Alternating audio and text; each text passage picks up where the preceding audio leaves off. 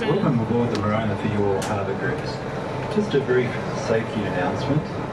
Now please be aware that there are life jackets in the marked compartments at the front of the vessel as well as upstairs, and in the event of an emergency please take direction from the crew. Thank you. Now this settlement of Port Arthur of course was a notorious prison, officially a secondary punishment station, a place where they incarcerated what were considered to be the most incorrigible or incurable criminals within this colony of Van Diemen's Land. Now the general scheme of this place of course was that men would be put to hard labour gathering raw materials, and other men would be put to task making things from those raw materials. Port Arthur always had an industrial side. Now the most plentiful and most valuable raw material here was timber.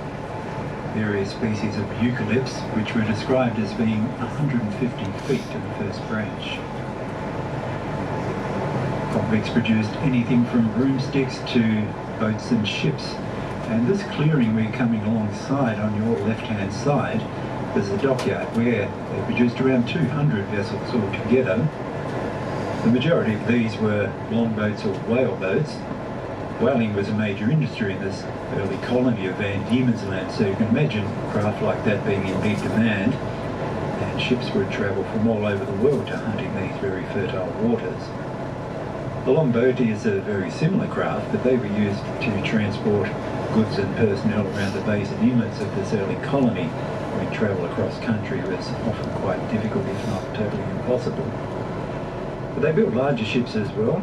The largest ship built at Port Arthur was 286 tonnes. She was also the largest ship built in the colony at that point in time. And what you can see sitting in one of the old slipways is an artist's sculptural representation of one of those craft under construction. Now, the operation at the dockyard was fairly independent of the rest of Port Arthur. They had their own blacksmith shops where they could make their own metal fittings and fastenings. They had their own saw pits. They used to use steamers. Steamers allowed the timbers to be heated up, makes them more pliable so they can be bent to the appropriate shapes. Up the back of that complex was a big shed where they used to cut and sew the canvas sails as well as make up the rigging. And of course all of this was under the watchful eye of a master shipwright. The first being John Watson, and later David Hoy, who used to be in that white weatherboard building, one of the oldest surviving wooden buildings in Port Arthur. Now there was never a problem with the quality or quantity of produce here. The major problem was the ships were very well built, but they were also very cheaply built. They were often sold on the open market for what would be, for a private shipwright, almost cost price. And you can understand that these private entrepreneurs were a bit upset by that. They protested through the Lieutenant Governor's Department and finally had their case heard that they couldn't compete with convict labour in a settlement like this. So eventually the dockyard was closed down in 1848, but not before they had produced 200 boats and ships, and they also used to carry out very handy and timely repairs to any ships around the coast experiencing difficulty. Now it's quite a pleasant walk. Into the dockyard, you just hop onto the road above the jetty, walk along a nice tree-lined avenue, and you're there. I recommend take your camera because there are some lovely images to be captured looking out across the bay.